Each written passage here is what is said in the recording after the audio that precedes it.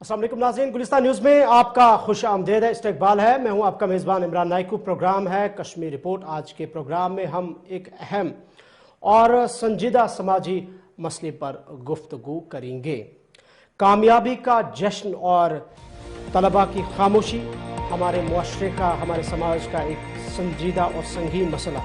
इस इम्तिहान की दौड़ में कामयाबी के शौर में खामोश आवाज़ें, जब कामयाबियां चमकती है नाकामियां मुआशरे के सायों में खो जाती हैं। Jammu Kashmir board of school education ने 12वीं जमात के इम्तिहानात के नताइज का ऐलान किया तो पूरी तवज्जो कामयाब तलबा खुसूसन टॉपर्स पर मरकूज हो गई। लेकिन इसी दिन जनूबी कश्मीर के ज़िला कुलगाम में एक अफसोसनाक वाक़या पेश आया। एक कम उम्र तालिबा को अपने कमरे में बेहोश पाया गया और अस्पताल ले जाने पर डॉक्टरों ने इसे मुर्दा करार दिया। इतलात के मुताबिक वो इस सदमे का शिकार हुई क्योंकि वो इम्तिहान में कामयाब ना हो सकी। ये सिर्फ एक वाक़या है, बल्कि ये सिर्फ एक वाक़या नहीं बल्कि एक बढ़ता हुआ रुझान है जो हमारे मुआशरे में एक गहरी खामोशी की निशानदेही करता है। हम सिर्फ कामयाब तलबा को सजा सराहते हैं, लेकिन उन तलबा की बात नहीं करते जो इम्तिहान में नाकाम हो जाते हैं। अब सवाल यह है कि क्या हम अपने बच्चों को नाकामी का सामना करने के लिए मजबूत बना रहे हैं? हमारा मुआशरा एक जहरीली सकाफत की जानिब बढ़ रहा है जहां कामयाबी को जिंदगी का वाहिद मयार समझा जाता है। वालिदैन बच्चों को कम उम्र में ही एक बेरहम मुकाबले में धकेल देते हैं और जब वो नाकाम होते हैं तो वो खुद को अकेला महसूस करते हैं। माहिरीन के मुताबिक 10वीं और 12वीं जमात के नताइज को जिंदगी के फैसले करने वाले पैमाने के तौर पर देखने से तलबा पर गैर ज़रूरी दबाव बढ़ रहा है। ये दबाव कई तलबा को इंतहाई कदम उठाने पर मजबूर कर देता है। गुज़िश्ता सालों के दिल दहलाने वाले वाक़या 2019 में सोपोर के 19 साला तालिब इल्म ने 12वीं के इम्तिहान में नाकामी के बाद दरिया में कूद कर खुदकशी कर ली। इसी साल बड़गाम के एक तालिबा ने नाकामी पर अपनी ज़िंदगी का खात्मा कर दिया। 2023 की बात करें तो कोकरनाग की एक खातून ने इसी सदमे में जान दे दी कि इसका बेटा 12वीं जमात का इम्तिहान पास न कर सका। 2021 में सांबा जिला के एक तालिब इल्म ने फांसी लगाकर अपनी जिंदगी का खात्मा कर दिया। ये वाक़यात हमें झंझोड़ने के लिए काफ़ी है। कामयाब तलबा के लिए जश्न मनाना अपनी ज़िंदगी दुरुस्त है, अपनी जगह दुरुस्त है, लेकिन उन बच्चों की देखभाल भी ज़रूरी है जो नाकामी के बाद खुद को बेयारो मददगार महसूस करते हैं। नाज़रीन, ज़रूरत इस अमर की है कि वालिदैन और उस्ताद बच्चों को इस बात की तालीम दे ताकि नाकामी ज़िंदगी का इख्तिताम नहीं बल्कि सीखने का एक मरहला बने। ये वक्त है कि हम इस मसले पर संजीदगी से गौर करें ताकि मज़ीद कीमती जाने ज़ाया होने से बच सकें।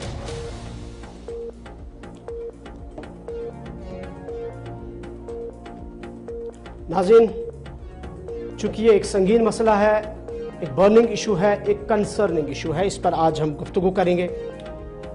इस प्रोग्राम में हमें आज दोबारा से हमारे कुछ खास मेहमान हमसे जुड़ रहे हैं जिनके साथ हम तफसीलन गुफ्तगू करेंगे।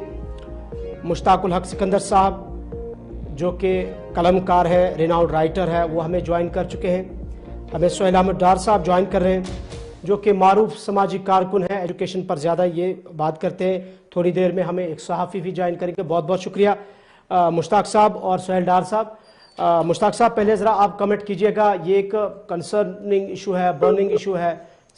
आज पहली बार नहीं बल्कि हम देख रहे हैं गुज़िश्ता कई सालों से ये ट्रेंड बढ़ता जा रहा है। जो कामयाब होते हैं तो वो बड़ा चढ़ा के जश्न मनाते हैं, लेकिन नाकाम जो तलबा हैं वो अपनी ज़िंदगी का खात्मा ही कर देते हैं।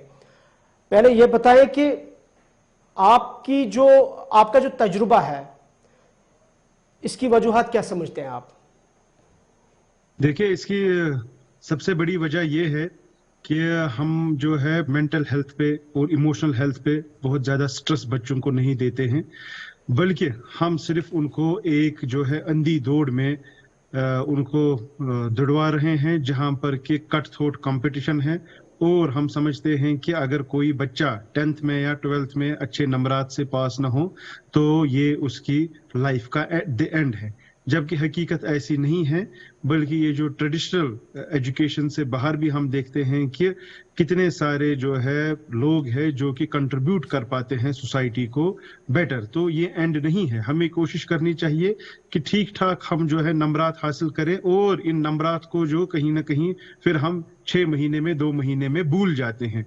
लेकिन हमने जो है चूंकि माहौल बनाया है इस तरीके का, और साथ ही साथ जो प्राइवेटाइजेशन हो चुकी है एजुकेशन की, पर्टिकुलरली ये जो है प्राइवेट स्कूल्स और कोचिंग इदारे, इन्होंने जो है कहीं ना कहीं टॉक्सिक एनवायरनमेंट बनाया है तमाम जो है अजला में भी, और तलबा पे भी इतना जहनी दबाव डालते हैं कि आप जो है बेटर परफॉर्म करें, और अगर आप परफॉर्मेंस में फेल हो गए, 5 सब्जेक्ट्स में आप कामयाबी हासिल नहीं कर पाते हैं, तो इट मींस कि आप लाइफ में कुछ नहीं कर पाते हैं। तो ये जो टॉक्सिक एनवायरनमेंट है, कहीं ना कहीं इसी की वजह से बहुत सारे बच्चे जो बहुत सेंसिटिव है या जिनकी मेंटल हेल्थ जो है इस चीज से मुतासर हो रही है, और माँ बाप और असातिज़ा और खासकर ये प्राइवेट कोचिंग इंस्टीट्यूट कहीं ना कहीं कामयाबी का मेयार ये दिखाते हैं कि जितने ज्यादा आपके नंबरात आते हों, जबकि हकीकी कामयाबी कुछ और है। आप देखिए जितने भी आपके राइटर्स हैं, आपके जो है साइंटिस्ट है, सोशल एक्टिविस्ट है या एजुकेटर्स है, मेजॉरिटी इनमें से तमाम बच्चे जो थे एवरेज हैं।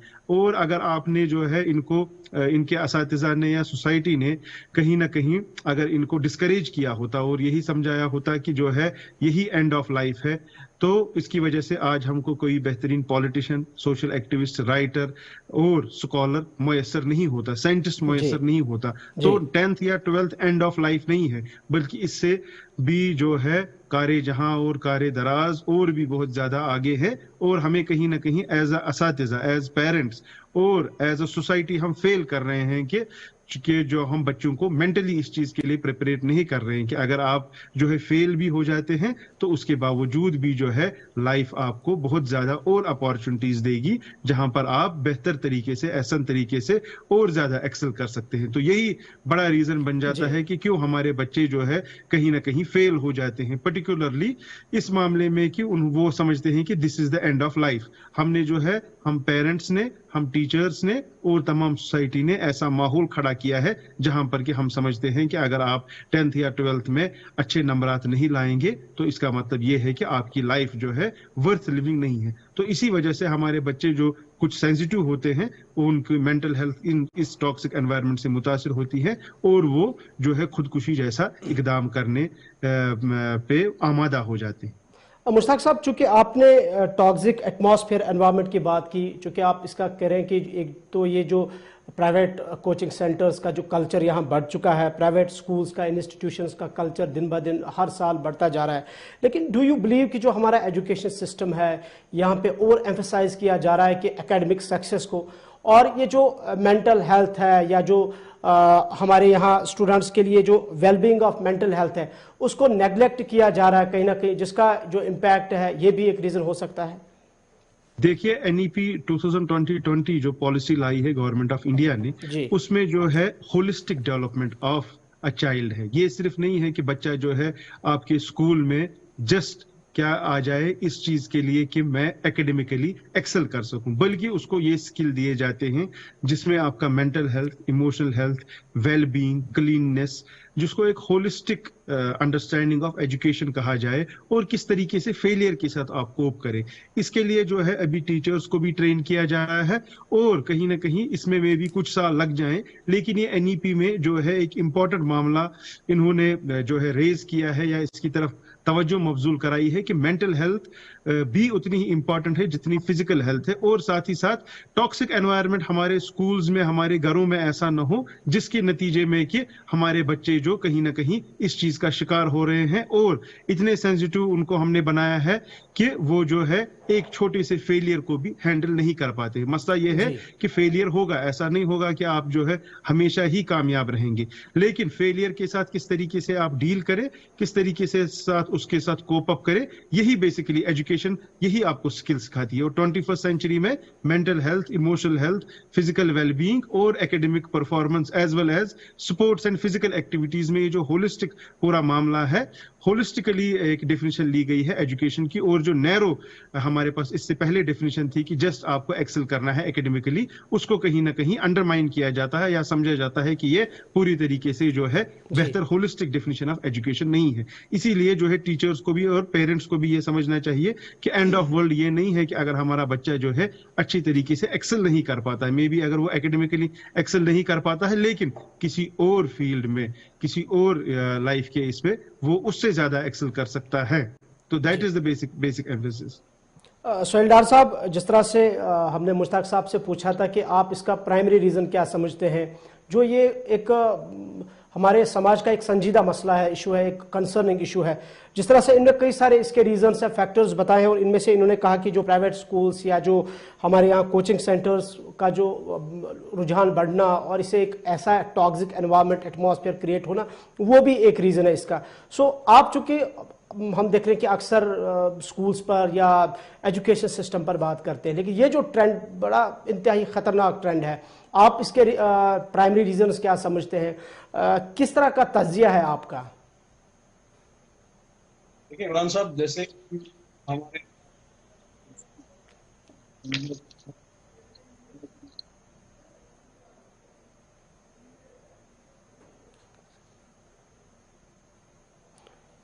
सोहेल साहब, आपकी आवाज क्लियर नहीं आ रही है।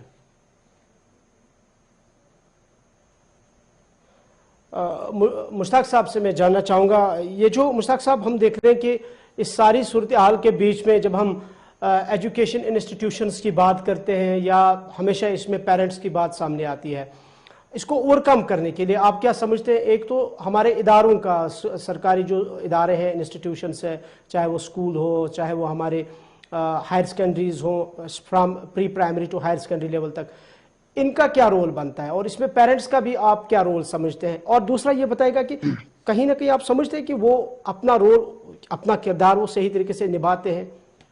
देखिए, जहां तक जो है मैं टीचर्स की बात करूं, आप देखिए ये जो 10th और 12th के रिजल्ट अभी आए हैं, इसमें जो है सरकारी स्कूलों ने भी बहुत अच्छी परफॉर्मेंस दिखाई है। इट मींस कहीं ना कहीं एक जो हमारे यहाँ ये जहनियत बन चुकी थी कि जो है प्राइवेट स्कूल्स में ही अच्छी पढ़ाई है, वो कहीं ना कहीं टूट रही है, वो वाला मामला जो है खत्म हो रहा है। और गवर्नमेंट स्कूल्स के बच्चों ने जिस एहसन तरीके से बहुत सारी जगहों पर पोजीशंस हासिल की और खासकर 10+2 लेवल पे, तो उससे कहीं ना कहीं ये जो प्राइवेटाइजेशन का यहाँ हवा या हालो बना हुआ था, पिछले हालो इफेक्ट जिसको कहते हैं आप, पिछले कई दहाइयों से, वो कहीं ना कहीं टूटता हुआ नजर आ रहा है इन पिछले कुछ सालों में। और उसका नतीजा ये हमारे सामने आ रहा है कि किस तरीके से जो है गवर्नमेंट स्कूल्स के बच्चे जो है बहुत अच्छे और एहसन तरीके से पास हो रहे हैं। साथ ही साथ जो मेंटल हेल्थ और इमोशनल हेल्थ की मैंने बात की, उसके बारे में भी गवर्नमेंट जो है NEP के जरिए ट्रेन कर रही है टीचर्स को। और पेरेंट्स को भी कहीं ना कहीं समझना चाहिए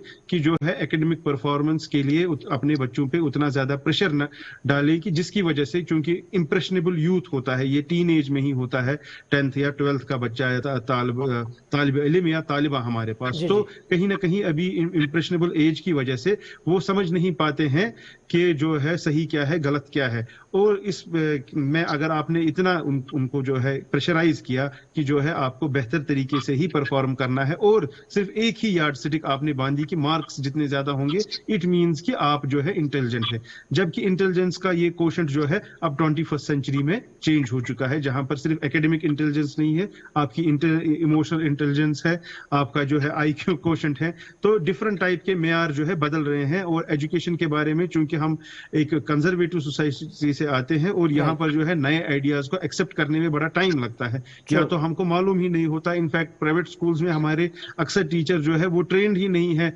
related to this mental health, emotional health, how to deal with the child, as well as ये जो नई न्यू एजुकेशन पॉलिसी 2020 है, उसमें किस तरीके से होलिस्टिक अंडरस्टैंडिंग ऑफ एजुकेशन दिखाई गई है और उसमें ज्यादा एम्फेसिस आपके स्किल्स पे है, रेदर देन जो हम रोट लर्निंग के जरिए पढ़ते हैं और उसको फिर छापते हैं किस पे, अपने जो है आंसर बुक्स पे। तो कहीं ना कहीं डेफिनेशन ऑफ जो है एजुकेशन इज चेंजिंग और ज्यादा से ज्यादा एम्फेसाइज, क्योंकि अभी भी जो है हमारा कहीं ना कहीं हम होलिस्टिकली जो है एजुकेशन का ये अंडरस्टैंडिंग नहीं ले रहे हैं और अभी भी जो है मार्क्स को ही हम ज्यादा प्रेफरेंस दे रहे हैं, क्योंकि बोर्ड ने जो है हमारे यहाँ अभी ये मामला चेंज नहीं किया कि स्किल्स पे भी जो है बच्चों को क्या करें आप, उनको मार्क्स दें वगैरह। तो इसलिए जो है कहीं ना कहीं उसमें पॉलिसी इंटरवेंशन की जरूरत है और मेरे ख्याल से कुछ सालों में वो होगा, क्योंकि NEP जिस हिसाब से जो है इंप्लीमेंट हो रहा है, तो उसमें हम ये इस टाइप की चीजें आगे आने वाले कुछ सालों में देखेंगे जरूर। जी बिल्कुल। सोहेल साहब, आपसे हमने पूछा था कि प्राइमरी रीजन आप क्या समझते हैं, थोड़ा सा उसको आप कंटिन्यू कीजिए। जी इमरान साहब, जैसे मुश्ताक साहब ने फरमाया अभी, marks are not the barometer. अगर वो बैरोमीटर होते तो हमारे यहाँ आप कश्मीर, जम्मू कश्मीर में इतनी अनएम्प्लॉयमेंट रेट नहीं देखते। अगर एक आदमी, एक बच्चे या बच्ची की इंटेलिजेंस का बैरोमीटर मार्क्स होते तो वो ग्रेजुएट होके, हमारे बच्चे ड्रग्स में जो हम देख रहे हैं या बाकी सारी जॉबलेसनेस, होपलेसनेस, उनमें मतलब वो कि सरकारी नौकरी लगी तो लगी, नहीं लगी तो उसके बाद जिंदगी जाया, वो नहीं होता। So that means marks is not the ultimate thing. Unfortunate incident ये जो सुसाइड का हुआ है, बच्ची ने किया है, who will you hold responsible for this? Let's ask ourselves as parents, as society, right, as media, जो हमने अभी हाइप दी हुई है। अभी परसों एक बच्ची का हमने वाकया देखा, गलती हो गई उससे रिजल्ट देखने में या क्या हुआ, that is subject to the investigation. आप देखिए पूरा बराज ऑफ मीडिया उसके घर में घुस गया और उस बेचारी को, I was worried about that child, I had to SMS SSP concern in the middle of the night at 12 AM कि इसका जो ट्रोलिंग हो रहा है वो स्टॉप करवाइए कहीं से बच्चे का। उसकी क्या गलती है? अगर मैं एग्जाम्पल से एक बता रहा हूं, सबकी हाइप इसमें है। दूसरी इंपॉर्टेंट बात, जिस स्कूल में, चाहे सरकारी स्कूल हो या प्राइवेट स्कूल हो, ये बच्ची जिसमें पढ़ती थी, I will hold them accountable. I will hold them accountable. How on earth in today's day and age that child failed? 10वीं जमात तक आपने उसका असेसमेंट किया? क्या आपको इन 10-12 सालों में जो आपके पास बच्चा था, आपको कहीं पता नहीं चला कि बच्चे की परफॉर्मेंस कैसी है? क्या आपने जो रेमेडीज अवेलेबल है आपके पास कवानीन के जरिए से, या आपकी इंटरनल असेसमेंट जो स्कूल मैनेजमेंट की होती है, बच्चे को असेस करने में, आज की डेट में कौन फेल होगा?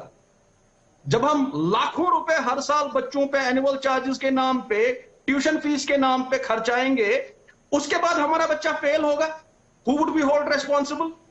Not the parents only, first the school. बताओ क्यों फेल हुआ?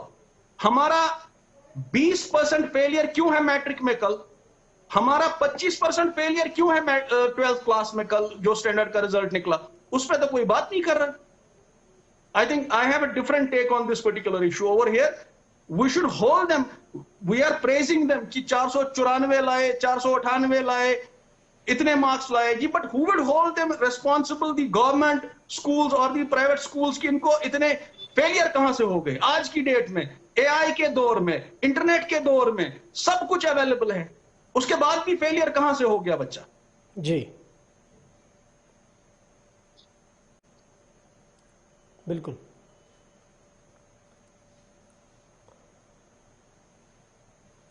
मुश्ताक साहब। जी इमरान साहब। जी तो दूसरी जो, जी आप कंटिन्यू करें। जी सोहेल साहब ने बड़े इंपॉर्टेंट पॉइंट्स रेज किए। देखिए, मेरा एक्सपीरियंस चूंकि गवर्नमेंट सेक्टर में है, पिछले 10 साल से मैं जो हूँ एजुकेशन डिपार्टमेंट से मुंसलिक हूँ, मैं इतना बताना चाहूँगा रिगार्डिंग फेलियर। देखिए, डिस्पाइट कि हमारी एडवांसमेंट हो चुकी है, आर्टिफिशियल इंटेलिजेंस की उन्होंने बात की, या आज जो है आपको एक्सेस जो है as compare to our generation, सिर्फ किताबों से ही आप इल्म हासिल करते थे, लेकिन आज आप ऑनलाइन इलेक्ट्रॉनिक डिवाइसेस के जरिए या बाकी जराए से जो है नॉलेज सोर्स या नॉलेज हासिल कर सकते हैं। लेकिन रीजन उसमें यह है कि हमारे बच्चों का डिस्ट्रैक्शन बहुत ज्यादा बढ़ चुका है। यहाँ पर मैं एक एग्जाम्पल दूंगा आपको स्वीडन की। स्वीडन ने जो है फिजिकल बुक्स को 2015 में क्या कर लिया था, बैन, और सब बच्चों को टैबलेट्स दिए थे। लेकिन अब 10 साल के बाद उन्होंने इस साल जनवरी से असरे 9 फिजिकल बुक्स को इंट्रोड्यूस किया, क्योंकि उन्होंने देखा कि ये जो है मशीन लर्निंग के जरिए कहीं ना कहीं हमारे बच्चे डिस्ट्रैक्ट हो रहे हैं, और जो टैब्स दिए थे उस पे बच्चे पढ़ाई के बजाय क्या कर रहे हैं, गेम खेल रहे हैं या इंटरनेट के साथ मुंसलिक है। इसलिए ये एक बड़ा रीजन है डिस्ट्रैक्शन का। दूसरा मामला है कि हमारे बच्चे जो है बहुत ज्यादा एब्सेंट रहते हैं।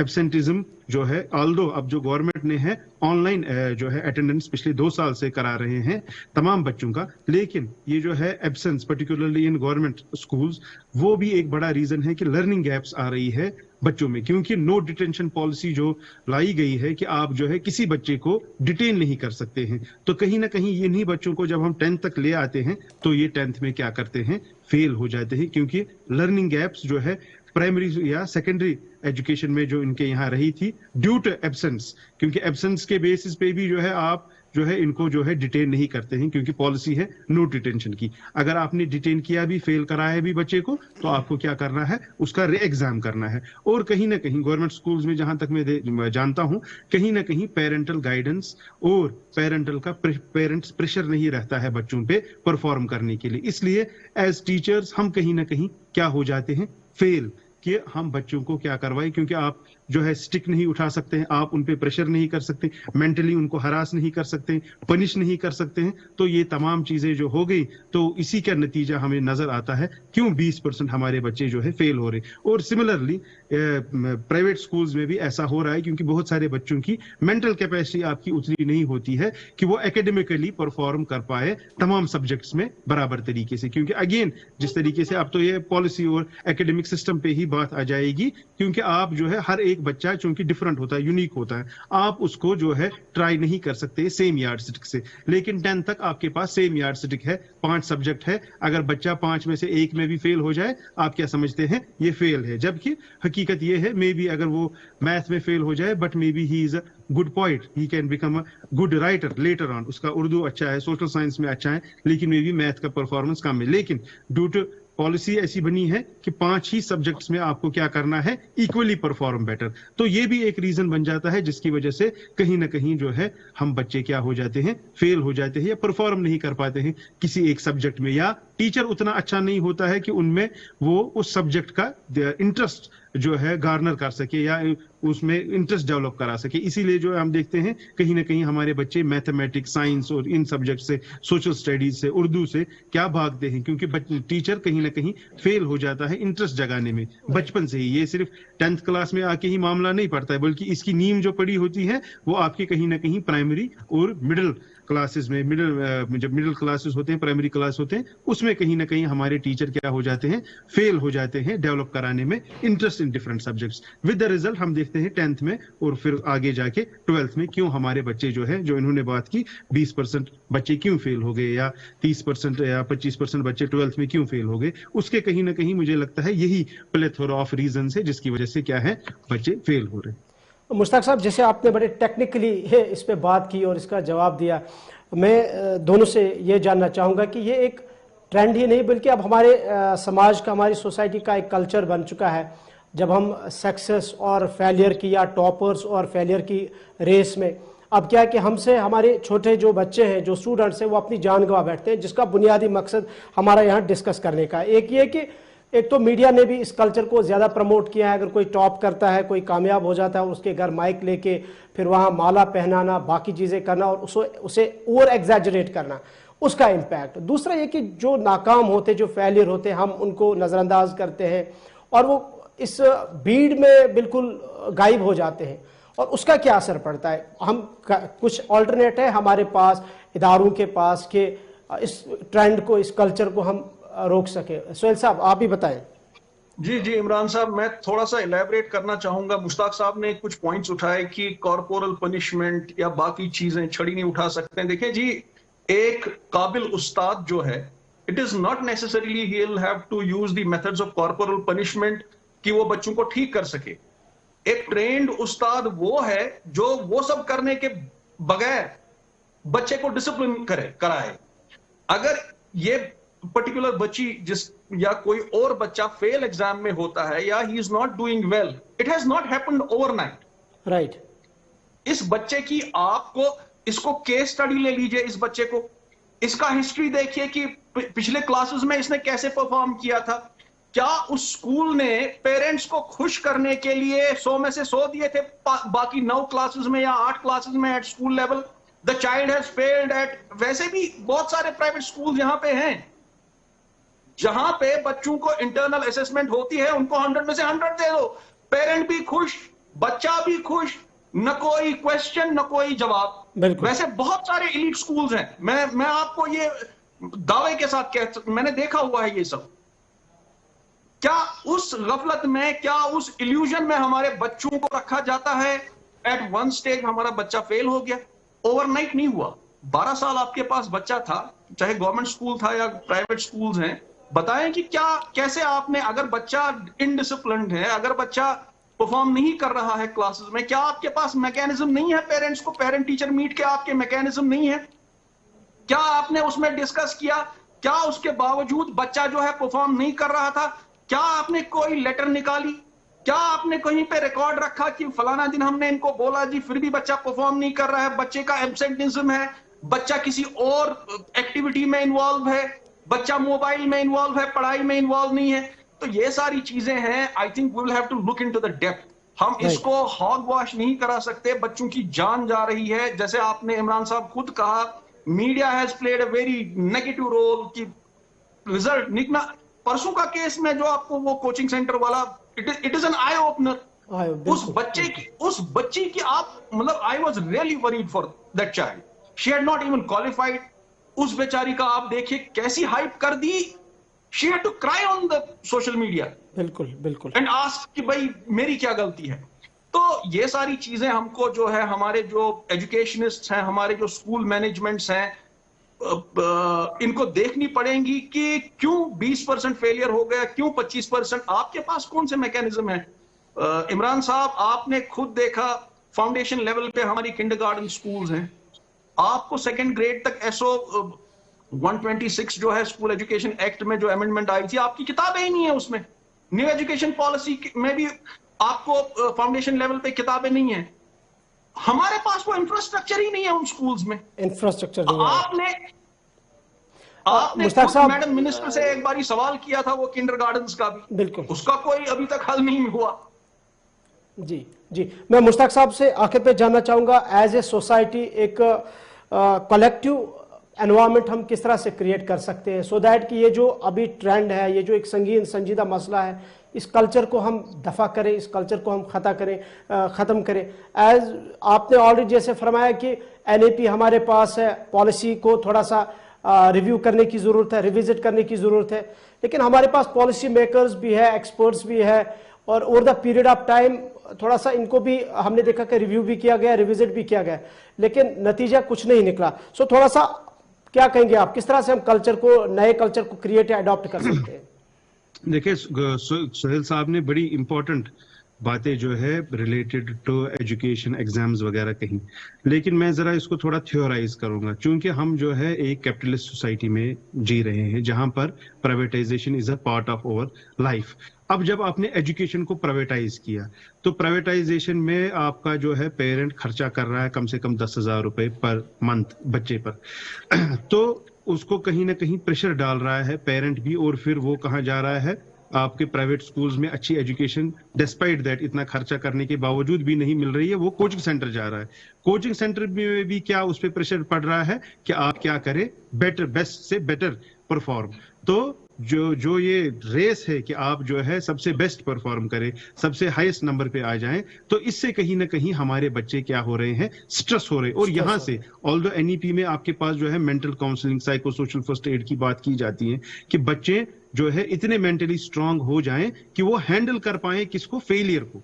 बिकॉज ऐसा नहीं होगा कि आप हमेशा जो है लाइफ में कामयाब ही रहेंगे, आप फेलियर को किस तरीके से हैंडल करें, ये एजुकेशन का बड़ा एक इंपॉर्टेंट पार्ट होता है। लेकिन कहीं ना कहीं एज टीचर्स, एज पेरेंट्स, और ये जो ट्यूशन कल्चर्स हमारे यहाँ जो है पनप चुका है पिछले 20 साल से, 25 साल से, वो कहीं ना कहीं इस चीज को ड्राइव कर रहा है कि आप बच्चों पे इतना ज्यादा प्रेशर डालें और यहाँ से उनके पास कोपिंग अप मैकेनिज्म नहीं है, जिसका नतीजा यही निकलता है कि हमारे बच्चे क्या कर रहे हैं, या तो मेंटली डिस्टर्ब हो रहे हैं या इन एक्सट्रीम केसेस क्या कर रहे हैं, सुसाइड। सोहेल साहब ने बड़ी इंपॉर्टेंट बात कही कि जिस बच्ची ने सुसाइड किया, इसने ये आज मन नहीं बनाया, बल्कि इसके यहाँ जो है साइंटिफिकली भी समझा जाता है 4 से 6 महीने तक आप क्या करते हैं, इस प्रेशर में सोचते रहते हैं कि मैं क्या करूं, सुसाइड करूं। ये एक दिन का मामला नहीं होता। इट मींस कि इस बच्चे पे स्कूल की तरफ से, पेरेंट्स की तरफ से, सोसाइटी की तरफ से इतना प्रेशर था कि जब वो फेल हो गई, वो हैंडल नहीं कर पाई फेलियर को, और कहीं ना कहीं उसने क्या कर ली, खुदकुशी। तो यहाँ पर बेसिकली नीड है कि हम जो है इन एग्जाम्स को उतना ज्यादा सीरियसली न ले और पेरेंट्स जो है उतना ज्यादा प्रेशराइज ना करें, और प्राइवेटाइजेशन की जो एक दौड़ में जो है हम जो है और बच्चों को कंपैरिजन जो करते हैं दूसरे चाहे दोस्तों से या रिश्तेदारों से, वो कहीं ना कहीं हमको जो है कम करना इसका पड़ेगा। मतलब ये है कि ये कलेक्टिव रिस्पांसिबिलिटी है, पेरेंट्स को भी आगे आना है, बेटर कंट्रीब्यूटिंग प्रोडक्टिव सिटीजन बन सकते। जी जी। बहुत बहुत शुक्रिया मुश्ताकुल हक सिकंदर साहब और सोहेल डार साहब, आपके कीमती वक्त का। नाज़रीन, इस कामयाबी का यहाँ पे जश्न और नाकाम तलबा की खामोशी के बीच में हम एक संजीदा और संगीन समाजी मसले पर आज गुफ्तगू कर रहे थे। जिस तरह से कल एक बच्ची ने अपनी ज़िंदगी का ख़ात्मा किया क्योंकि 12वीं जमात के जो इम्तिहानात के नताइज का ऐलान किया गया तो उसमें वो फेल पाई गई, वो कामयाब ना हो पाई, जिसकी वजह से उसने अपनी ज़िंदगी का ख़ात्मा किया। लेकिन ये एक ट्रेंडिंग और एक बर्निंग इशू है जिस पे हमें हर एक समाज के शख्स को, फ़र्द को आगे आने की ज़रूरत है ताकि मुआशरे में एक ऐसी फ़िज़ा कायम करे जहाँ नाकाम तलबा को हमदर्दी और रहनुमाई मिले, ना कि उन पर मज़ीद दबाव डाला जाए। यह वक्त है कि हम इस मसले पर संजीदगी से गौर करें ताकि मज़ीद कीमती जानें ज़ाया होने से बच सकें।